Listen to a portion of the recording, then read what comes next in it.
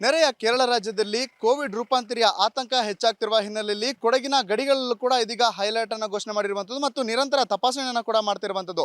ಸದ್ಯ ನಾನಿದೀಗ ಕೊಡಗು ಮತ್ತು ಕೇರಳ ಗಡಿ ಜಿಲ್ಲೆಗೆ ಹೊಂದ್ಕೊಂಡಿರುವಂತಹ ಆ ಪೆರುಂಬಾಡಿ ಚೆಕ್ ಪೋಸ್ಟ್ನಲ್ಲಿದ್ದೀನಿ. ಇಲ್ಲಿ ನೋಡ್ಬೋದು ಈಗ ಏನು ಕೇರಳ ರಾಜ್ಯದಿಂದ ಬರ್ತಕ್ಕಂತಹ ಪ್ರತಿಯೊಂದು ವಾಹನಗಳನ್ನು ನಿಲ್ಲಿಸಿ ಅಲ್ಲಿನ ಪ್ರಯಾಣಿಕರನ್ನ ತಪಾಸಣೆಯನ್ನು ಮಾಡ್ತಿರುವಂಥದ್ದು.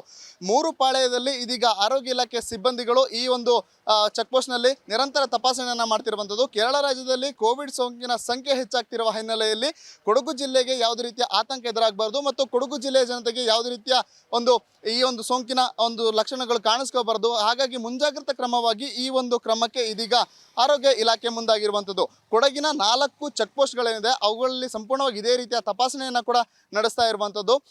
ಕುಟ್ಟ ಆಗಿರ್ಬೋದು, ಮಾಕುಟ್ಟ, ಪೆರುಂಬಾಡಿ ಮತ್ತು ಸಂಪಾಜೆ ಮತ್ತು ಕರಿಕೆ ಚೆಕ್ ಪೋಸ್ಟ್ಗಳಲ್ಲಿ ನಿರಂತರವಾಗಿ ತಪಾಸಣೆಯನ್ನು ಕೂಡ ನಡೆಸ್ತಾ ಇರ್ಬೋದು. ನೋಡ್ಬೋದು ಈಗ ಏನು ಕೇರಳ ಭಾಗದಿಂದ ಬರ್ತಕ್ಕಂತಹ ಪ್ರಯಾಣಿಕರು ಯಾರಿದ್ದಾರೆ ಅವರ ಎಲ್ಲರ ಒಂದು ಥರ್ಮಲ್ ಸ್ಕ್ಯಾನಿಂಗನ್ನು ಇದೀಗ ಆರೋಗ್ಯ ಇಲಾಖೆ ಸಿಬ್ಬಂದಿಗಳು ಮಾಡ್ತಾ ಇರ್ಬೋದು. ನೋಡ್ಬೋದು ಯಾವುದೇ ಒಂದು ವಾಹನಗಳನ್ನ ಕೂಡ ಇದೀಗ ಅವರು ಬರ್ತಕ್ಕಂತಹ ಎಲ್ಲ ವಾಹನಗಳನ್ನು ನಿರಂತರವಾಗಿ ಇಲ್ಲಿ ಈ ಒಂದು ಭಾಗದಲ್ಲಿ ತಪಾಸಣೆಯನ್ನು ಕೂಡ ನಡೆಸ್ತಾ ಇರುವಂಥದ್ದು.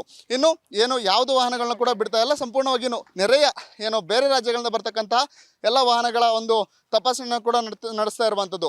ಯಾರು ಕೂಡ ಬಂದರೂ ಕೂಡ ಅವರ ಥರ್ಮಲ್ ಸ್ಕ್ಯಾನಿಂಗನ್ನು ಮಾಡೋದಾಗಿರ್ಬೋದು. ಒಂದು ರೀತಿಯಲ್ಲಿ ಏನಾದರೂ ಜ್ವರದ ಲಕ್ಷಣಗಳು ಕಂಡು ಬಂದಿದ್ದಾಗಲಿ ಮತ್ತು ಮಾಸ್ಕ್ ಧರಿಸದೇ ಇದ್ದಂತಹ ಪಕ್ಷದಲ್ಲಿ ಅವರಿಗೂ ಕೂಡ ಒಂದು ಆರೋಗ್ಯ ಇಲಾಖೆ ಸಿಬ್ಬಂದಿಗಳು ಸೂಚನೆಯನ್ನು ಕೂಡ ನೀಡ್ತಾರೆ.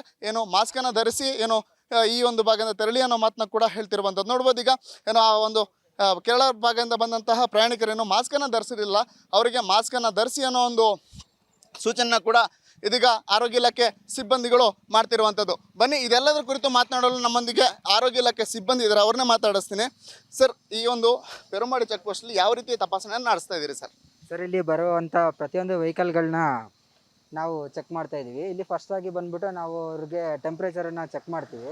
ಹೆಂಗೇನಾದ್ರು ಟೆಂಪ್ರೇಚರು ಲೋ ಇತ್ತು ಅಥವಾ ಏನಾರು ಹೈ ಇತ್ತು ಅಂತಂದರೆ ನಮಗೆ ಇದರಲ್ಲಿ ಗೊತ್ತಾಗುತ್ತೆ. ಆವಾಗ ನಾವೇನು ಮಾಡ್ತೀವಿ ಅಂತಂದರೆ ಅವ್ರಿಗೆ ಫೀವರು ಕೋಲ್ಡ್ ಇತ್ತಾ ಅಂತ ಕೇಳ್ತೀವಿ. ಬರೀ ಒಂದು ದಿನದಷ್ಟೇ ನಾವು ತೊಗೊಳಲ್ಲ, ಬ್ಯಾಕ್ ಒಂದು 2-3 ಡೇಸು ಅಥವಾ 1 ವೀಕಿಂದ ಏನಾದರೂ ಪ್ರಾಬ್ಲಮ್ ಇದೆಯಾ ಅಂತ ಕೇಳ್ತೀವಿ.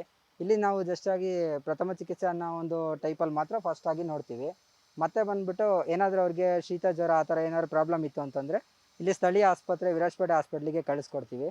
ಅಲ್ಲಿ ಹೋಗಿ ತೋರಿಸ್ಬಿಟ್ಟು ಅವರು ಏನು ತೋರಿಸಿರ್ತಾರೆ ಆ ಸ್ಲಿಪ್ನ ನೋಡಿ ನಮಗೆ ಫಾರ್ವರ್ಡ್ ಮಾಡಬೇಕು ಅಂತ ಹೇಳ್ಬಿಟ್ಟು ನಂಬರ್ ಕೊಟ್ಬಿಟ್ಟು ಕಳಿಸ್ತೀವಿ ಸರ್. ಎಸ್, ಕೇಳಿದ್ರಲ್ಲ, ಇದಿಷ್ಟು ಪೆರುಂಬಾಡಿ ಚೆಕ್ ಪೋಸ್ಟ್ನಲ್ಲಿ ತಪಾಸಣೆ ನಡೆಸತಕ್ಕಂತಹ ಸಿಬ್ಬಂದಿಗಳ ಮಾತಾಗಿರುವಂಥದ್ದು. ಅಂದರೆ ಡಿಸೆಂಬರ್ ತಿಂಗಳಲ್ಲೇ ಹೆಚ್ಚಾಗಿ ಒಂದು ಶೀತದ ವಾತಾವರಣ ಇರ್ತದೆ. ಹೀಗಾಗಿ ಶೀತದ ವಾತಾವರಣ ಇದ್ದ ಸಂದರ್ಭದಲ್ಲಿ ಕೋವಿಡ್ ಸೋಂಕು ಕೂಡ ಹೆಚ್ಚಾಗ್ತದೆ. ಹಾಗಾಗಿ ಈ ಒಂದು ಭಾಗ ಆಗಿರ್ಬೋದು, ಕೇರಳ ಗಡಿ ಎಲ್ಲ 4 ಗಡಿಗಳಿಂದ ಅವುಗಳಲ್ಲಿ ಕೂಡ ಸಂಪೂರ್ಣವಾಗಿ ಇದೀಗ ಆರೋಗ್ಯ ಇಲಾಖೆ ತಪಾಸಣೆಯನ್ನು ನಡೆಸಿರುವಂಥದ್ದು. ವಿಡಿಯೋ ಜರ್ನಲಿಸ್ಟ್ ಮನೋಜ್ ಜೊತೆ ಲೋಹಿತ್ ಅಮಾರ್, ವಿಸ್ತಾರ ನ್ಯೂಸ್, ಕೊಡಗು. ಅನುಕ್ಷಣದ ಸುದ್ದಿಗಳಿಗಾಗಿ ವಿಸ್ತಾರ ನ್ಯೂಸ್ ಯೂಟ್ಯೂಬ್ ಚಾನೆಲ್ ಸಬ್ಸ್ಕ್ರೈಬ್ ಮಾಡಿ. ಹೊಸ ಸುದ್ದಿಗಳ ನೋಟಿಫಿಕೇಶನ್ಗಾಗಿ ಬೆಲ್ ಐಕಾನ್ ಕ್ಲಿಕ್ ಮಾಡಿ.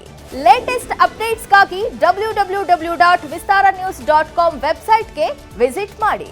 ಅಂಗೈಯಲ್ಲೇ ಜಗತ್ತಿನ ಸುದ್ದಿ ತಿಳಿಯಲು ವಿಸ್ತಾರ ನ್ಯೂಸ್ ಕನ್ನಡ ಆಪ್ ಡೌನ್ಲೋಡ್ ಮಾಡಿ.